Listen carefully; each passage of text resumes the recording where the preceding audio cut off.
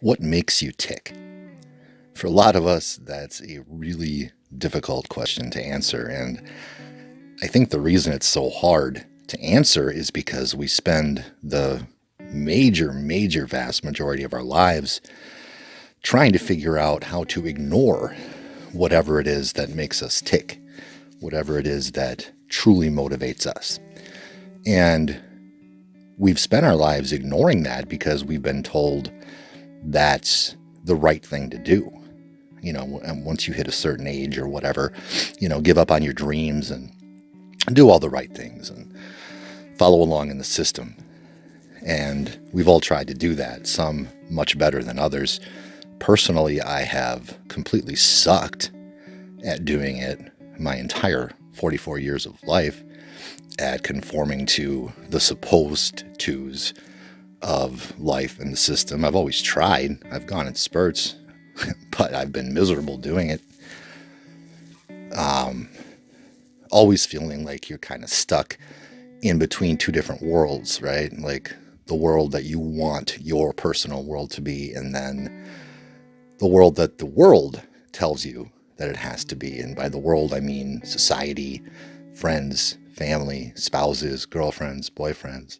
And so we try to do all those things and follow all those rules, but they never really make much sense, and they sure don't bring any happiness.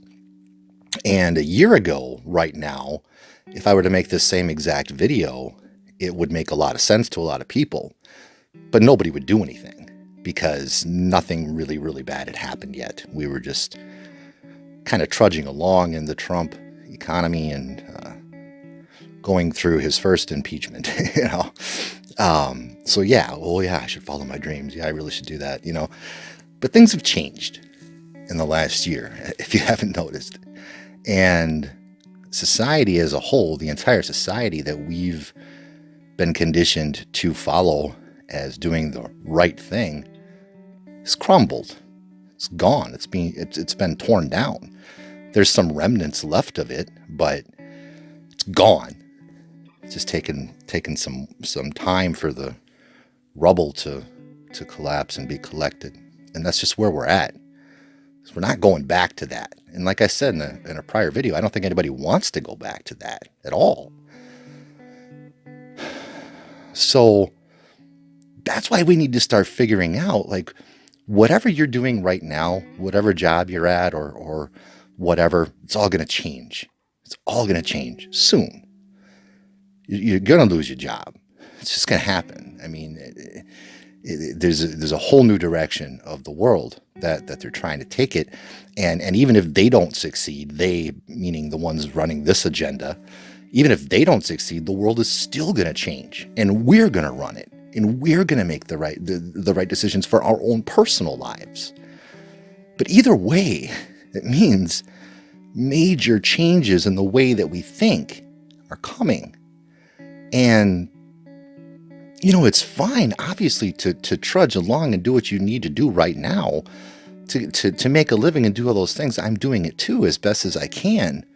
But that's a remnant of the life that's to come, one way or the other. And because of that, if we don't start spending some real time digging down deep inside of ourselves and trying to uncover and unbury all those things that we've shoved down, all of those things that make us tick, that make us excited, that make us who we are and make us want to live life, if we don't dig down and find those and bring those back up through all the crap that the world has thrown at us our entire lives, we're going to be like lost babies in this, whatever this new world is going to be. We're going to be like big lost babies walking around looking for a handout.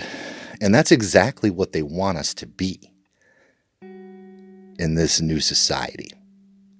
And that's why we need to preempt that by getting our act together individually and collectively and start being who we actually are. Like for me, and I'll give a few examples, what makes me tick.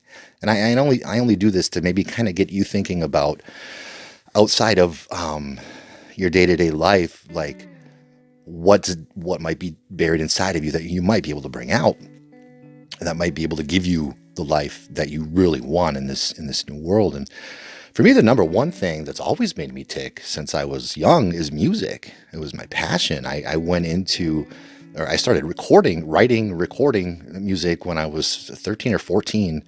And I've told the story one other time on my channel, but that turned into my education. And I had some major opportunities right out of school that I should have taken, but I was married at the time, and I got married very, very young. And I didn't make the right decisions for that passion of mine in the music industry. But I met a lot of incredible people.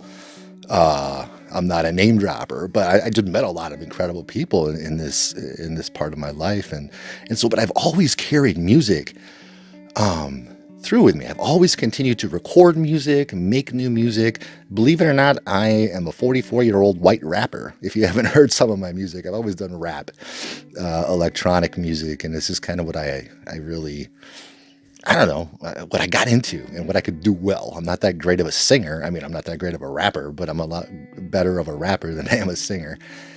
And I know how to build hip hop beats and stuff like that. And it just excites me. Like, as stupid as it may sound to a lot of people, I mean, I could lose an entire day working on a track, and it feels like 5 minutes versus when I'm doing my quote unquote job, writing drivel articles, freelance for cash.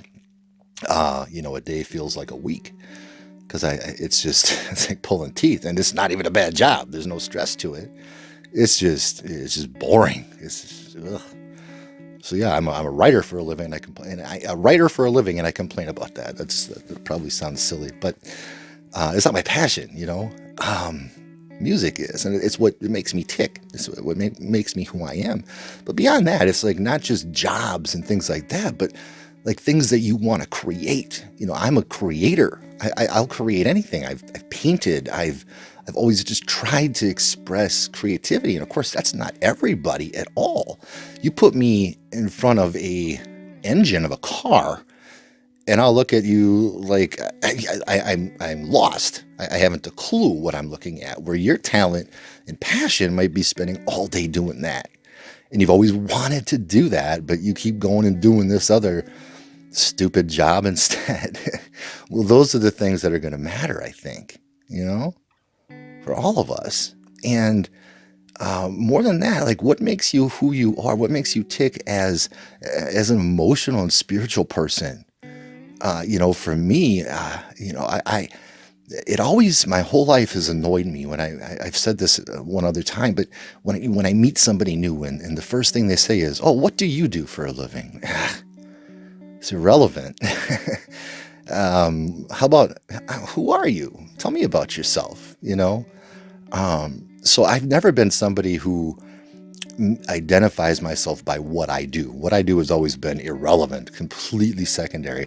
I've always been the type of person who identifies my value, I guess, in relationships. Always.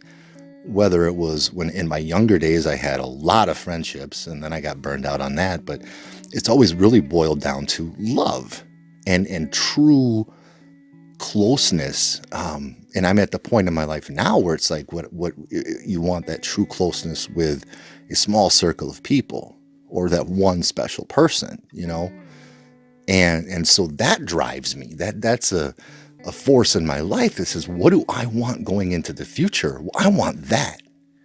And what do you want? Because we haven't just lost this whole war, and we just need to lay here like victims and have no opportunity to do anything in our lives ever again but wait for whatever they're going to do to us. That's the opposite of what we should be doing. And to really get excited again about life and about living, under the eyes of our almighty creator. We have to find those things that really make us tick and drive us. Spend some time. I just suggested. I never want to sound at all like a Mr. Know-It-All. This is me figuring my life out, or trying to. and telling you about it as I go. And it's probably more therapeutic for me than it is for you. But if you get anything out of my videos, please let me know. I have to tell you, man, the censorship or the numbers they're showing everywhere on social media, and especially here on YouTube now, are just ridiculous. And making it look like we're literally reaching nobody. I mean, I've gone in the course of 2 months, my videos, of course, this was on my old channel with a lot more subscribers, but my videos were averaging in the tens of thousands per view. And even on this channel, even with 500 and some subscribers, I think it's at 570 or so.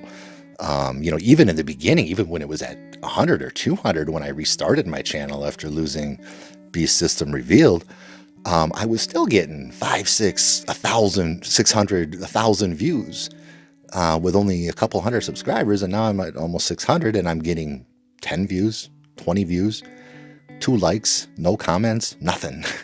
I mean, a few comments here or there, but I always run these videos as live premieres because I want to see the numbers as the live premiere goes and then compare it with the analytics after the fact and see as people come in and come out and see how they match. And every time without fail, I mean, I'll see 6 or 7 thumbs up right away.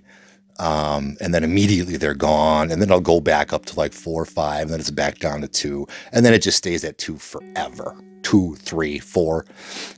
I'm not complaining about it. And my point is that I want to know if it's accurate. I want to know if these numbers of literally hardly anybody watching is true, or if my theory is right that these numbers are just AI coding different things in different ways and they're completely irrelevant as to how many people are watching. So if there's any way you can let me know that you're watching, just let me know, hey, I'm watching, hey, I'm listening. Even if you've never commented before, and I'm not asking this for anything other than my own personal knowledge to know, what the analytics on all of these different platforms are telling me versus what I strongly suspect by the analytics on my website, if that makes sense. So if you could just drop that, drop a comment, like it, make sure to like it. Let's see if those likes go up, down, and whatever happens. I hope you get something out of my videos. I really do. I'm going to keep making them until literally nobody's watching anymore. So even if I'm just talking to 10 people, I don't care. You're probably 10 really awesome people that I would love to know in real life. So as always, God bless you tonight, and we'll speak very soon. Peace.